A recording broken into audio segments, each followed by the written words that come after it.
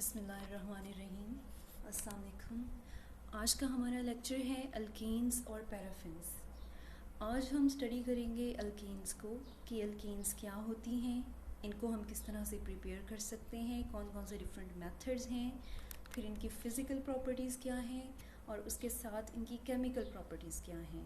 और chemical properties के अंदर हम डिस्कस करेंगे कि ये कौन कौन से रिएक्शंस जो हैं वो देती हैं। First of all we will study what are alkenes. और अल्केन्स को हम पैराफिन्स भी कहते हैं। पैराफिन्स क्यों कहते हैं? क्योंकि ये लेस अफिनिटी रखती हैं दूसरे कंपाउंड्स के साथ, लेस रिएक्शन शो करती हैं। दैट्स वाई हम इन्हें पैराफिन्स कहते हैं, क्योंकि para means less and affins mean affinity. Less affinity यानी लेस अट्रैक्शन। इनका जनरल फार्मूला होता है CnH2n+2 और ये सैचुरेटेड हाइड्रोकार्बन्स होते हैं। अब हम पढ़ते हैं इनकी मेथड्स ऑफ प्रिपरेशन। सबसे पहला है हाइड्रोजनेशन ऑफ अनसैचुरेटेड हाइड्रोकार्बन्स। इसे हम सेबेटियर-सैंड्रन्स रिएक्शन भी कहते हैं।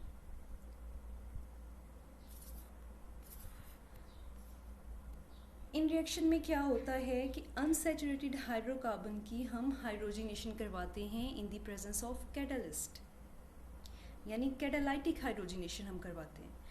इन पर्पसेस के लिए हम कौन से कैटलिस्ट यूज़ करते हैं? या तो निकल यूज़ करते हैं या फिर हम प्लाटिनम या प्लाडियम यूज़ करते हैं।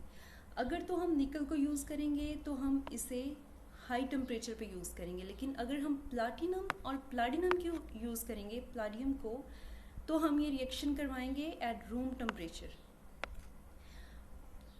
लेकिन हम मोस्टली निकल यूज़ करते हैं क्योंकि ये इतना एक्सपेंसिव नहीं होता और हमें इजीली अवेलेबल होता है। क्योंकि लेकिन जो प्लाटिनम होता है और प्लाडियम होता है वो बहुत ज़्यादा एक्सपेंसिव होते हैं, इसलिए हम इसे कम यूज़ करते हैं।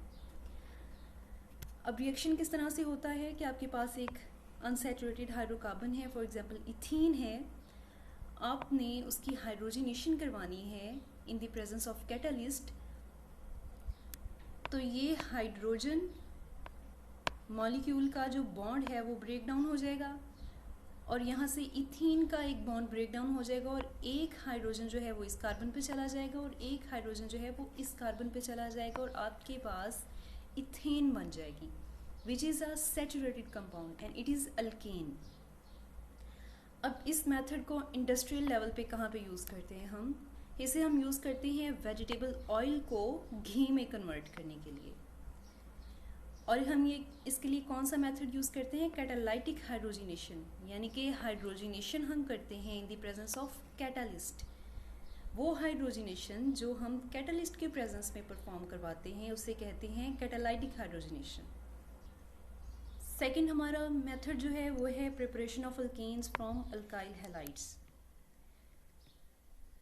इसमें हम अल्काइल हैलाइड का रिएक्शन करवाते हैं जिंक के साथ इन the presence of aqueous acid.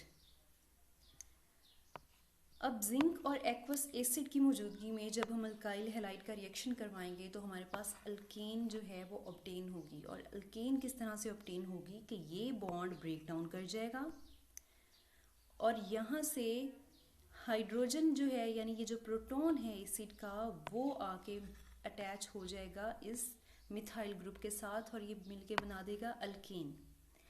और बाकी जिंक और ये दोनों क्लोराइड एटम्स ये मिलके बना देंगे जिंक क्लोराइड। तो इस तरह से हमारे पास बन जाएगा अल्काइल हैलाइड से अल्केन्स हमारे पास ऑब्टेन हो जाएगा। ये मेथड था कि जिंक को और एक्वस एसिड को यूज़ करते हैं हम अल्काइल हैलाइड से अल्केन्स बनाने में। इसके अलावा अगर हम प्लाडियम चारकोल को यूज़ कर लें अल्काइल हैलाइड के साथ तो भी हमारे पास अल्केन जो हैं वो ऑब्टेन हो जाती हैं। इस मेथड को हम कहते हैं हाइड्रोजिनोलाइसिस। हाइड्रोजिनोलाइसिस मीन्स लाइसिस कहते हैं हम ब्रेक डाउन को और हाइड्रोजिनो कहेंगे कि in the presence of hydrogen. The lysis which occur in the presence of hydrogen is called hydrogenolysis. और ये हम करवाते हैं प्लाडियम और चारकोल की प्रेजेंट में। यहाँ से ये बॉन्ड ब्रेक डाउन कर जाएगा और हाइड्रोजन हाइड्रोजन का आपस में बॉन्ड ब्रेक डाउन कर जाएगा। एक हाइड्रोजन जो है वो इसके साथ लग जाएगा और एक हाइड्रोजन जो है वो हैलोजन के साथ लग जाएगा अल्केन, और आपके पास हाइड्रोजन हैलाइड जो हैं वो ऑब्टेन हो जाएंगे।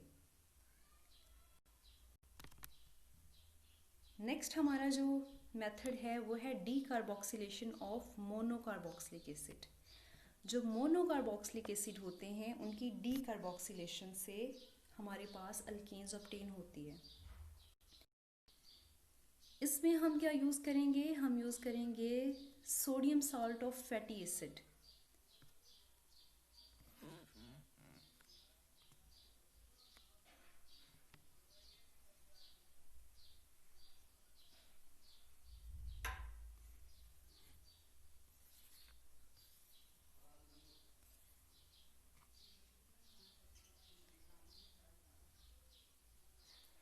इस मेथड में हम sodium salt of fatty acid लेंगे, उसका रिएक्शन करवाएंगे कॉस्टिक सोडा या NaOH के साथ इन the presence of calcium oxide and heat.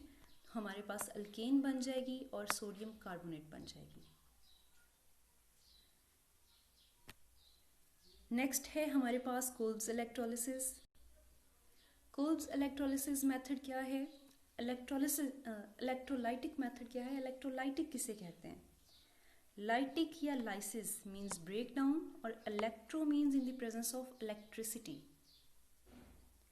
जब आप इलेक्ट्रिसिटी की प्रेजेंट में किसी चीज़ की लाइसिस करवाते हैं, ब्रेक डाउन करवाते हैं, तो वो मेथड होता है इलेक्ट्रोलाइटिक या इलेक्ट्रोलिसिस।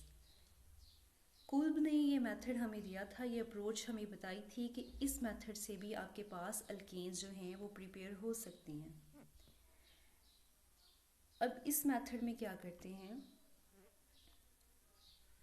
सोडियम या पोटाशियम का मोनोकार्बोक्सिलिक एसिड सॉल्ट लेते हैं और उसे हम उसकी इलेक्ट्रोलिसिस करवाते हैं। अब इलेक्ट्रोलिसिस का मेथड क्या होता है कि आपके पास एक टैंक है, उसमें आपने कोई से भी दो इलेक्ट्रोड्स लगाए हैं। एक आपके पास एनोड है विद पॉजिटिव चार्ज, एक आपके पास कैथोड है विद नेगेटिव चार्ज, आपने उसे बैटरी से अटैच किया हुआ है। आपने कोई सा भी इलेक्ट्रोलाइट डाला हुआ है टैंक के अंदर, लेट्स सी वाटर, और आपने sodium salt of monocarboxylic acid या potassium salt of monocarboxylic acid वो भी इसके अंदर डाल दिया है। अब आप जैसे ही बैटरी को कनेक्ट करेंगे, करंट गुजारेंगे, तो क्या होगा, इसकी लाइसिस हो जाएगी, ब्रेक डाउन हो जाएगी। पॉजिटिव एंड और नेगेटिव एंड सेपरेट हो जाएंगे। ये नेगेटिव एंड है और ये पॉजिटिव एंड है। ये एसीटेट आयन और पोटेशियम आयन जो हैं वो सेपरेट हो गए हैं। अब दोनों आयंस जो हैं हमारे पास वो रिस्पेक्टिवली इलेक्ट्रोड्स की तरफ मूव करेंगे। नेगेटिव आयन जो है वो एनोड की तरफ मूव कर जाएगा और पॉजिटिव आयन जो है वो कैथोड की तरफ। अब हम देखते हैं एनोड पे रिएक्शन क्या होता है। As we know that anode पे हमेशा ऑक्सीडेशन होती है, तो ऑक्सीडेशन किसकी होगी, एसीटेट आयन की। एसीटेट आयन जब एनोड पे मूव करके जाएगा तो ये अपने दो इलेक्ट्रॉन्स, दो आयंस जाएंगे। हम दो आयंस मॉलिक्यूल्स को इकट्ठा कंसीडर कर रहे हैं, तो दोनों मॉलिक्यूल्स जो हैं वो अपना एक एक इलेक्ट्रॉन दे देंगे एनोड को और ख़ुद वो कन्वर्ट हो जाएंगे एसीटेट फ्री रेडिकल में। अब ये फ्री रेडिकल जो है इसकी यहाँ से ब्रेक डाउन हो जाएगी। ये वाला कार्बन कार्बन का जो बॉन्ड है, एक इलेक्ट्रॉन इस कार्बन पे चला जाएगा, एक इलेक्ट्रॉन इस कार्बन पे चला जाएगा और ये बन जाएगा मिथाइल फ्री रेडिकल। और ये सारा बाकी का मॉलिक्यूल जो है वो कन्वर्ट हो जाएगा कार्बन डाइऑक्साइड में। अब ये दोनों मिथाइल फ्री रेडिकल मिलके आपस में मीथेन बना देंगे। तो हमारी जो मेन प्रोडक्ट थी अल्केन वो हमारे पास ऑब्टेन हो गई है।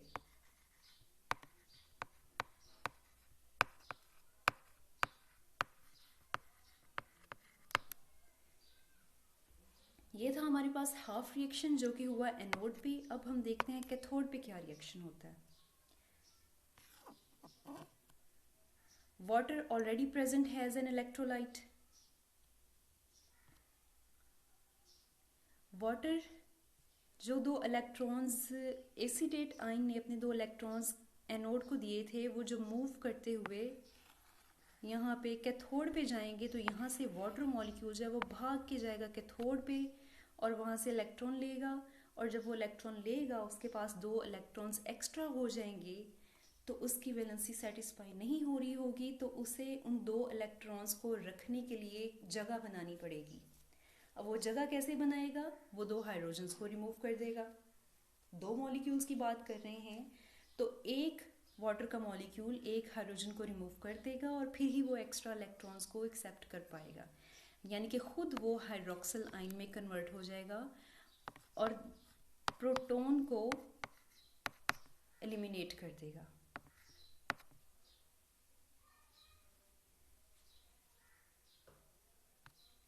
नेक्स्ट क्या होगा कि जो पोटेशियम आयन हमारे पास स्टार्ट में प्रेजेंट थे, वो पोटेशियम आयन हाइड्रोक्सिल ग्रुप्स के साथ मिलके पोटेशियम हाइड्रोक्साइड जो है बना देंगे। तो कैथोड पे हमारे पास क्या प्रोडक्ट बन रही है? Potassium hydroxide. एनोड पे हमारे पास क्या प्रोडक्ट बन रही थी? अल्केन्स। तो ये था हमारे पास कोल्ब्स इलेक्ट्रोलाइटिक प्रोसेस। लेकिन इसके कुछ डिसएडवांटेजेस हैं। इसके डिसएडवांटेजेस ये हैं कि ये हमेशा आपके पास एक तो लिमिटेड सिंथेटिक एप्लीकेशंस इसकी हैं, क्योंकि आपके पास साइड प्रोडक्ट्स बहुत ज़्यादा बनती हैं। एक आपके पास पोटेशियम हाइड्रोक्साइड बन रही है, एक आपके पास कार्बन डाइऑक्साइड बन रही है। ये दोनों बाई प्रोडक्ट्स हैं, ये हमें नहीं चाहिए, लेकिन ये फिर भी बन रही हैं।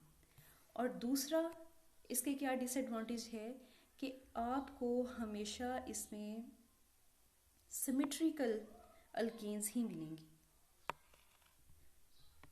यानी आपको 2 कार्बन वाली एक अल्केन मिल सकती है, या आपको 4 कार्बन वाली मिल सकती है, ये और ये दोनों साइड सिमेट्रिकल होंगी, या फिर आपको 3 कार्बन एक तरफ और 3 कार्बन एक तरफ 6 कार्बन वाली अल्केन्स मिल सकती हैं, यानी सिमेट्रिकल मिल सकती हैं।